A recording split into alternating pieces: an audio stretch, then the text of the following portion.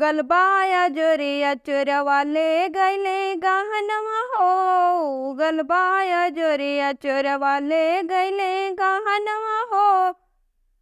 ससुर के जगाई ता ससुरी सियाली हो। ससुर के जगाई ता ससुरी सियाली हो।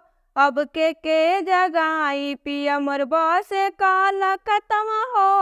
अब के जगाई उगल बाया जोरिया चोरवा ले गईले गहनवा हो। उगल बाया जोरिया चोरवा ले गईले गहनवा हो।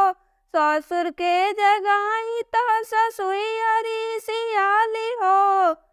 ससुर के जगाई ता ससुरी सियाली हो। अब के जगाई पिया मोर बसे काला कतवा हो। अब के जगाई पिया मोर बसे काला कतवा हो। उगल बाया जोरिया चोरवा ले गईले गहनवा हो। उगल बाया जोरिया चोरवा ले गईले गहनवा हो। जेठ के जगाई तो जेठनिया री सियाली हो। जेठ के जगाई तो जेठनिया री सियाली हो। अब के जगाई पिया मोर बसे काला कतवा हो। अब के जगाई पिया मोर बसे काला कतवा हो।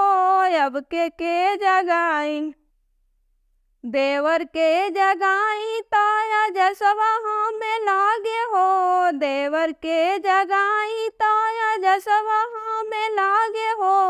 अब के जगाई पिया मोर बसे काला कतवा हो।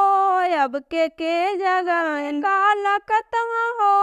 अब के जगाई उगल बाया जोरिया चोरवा ले गईले गहनवा हो। उगल बाया जोरिया चोरवा ले गईले गहनवा हो।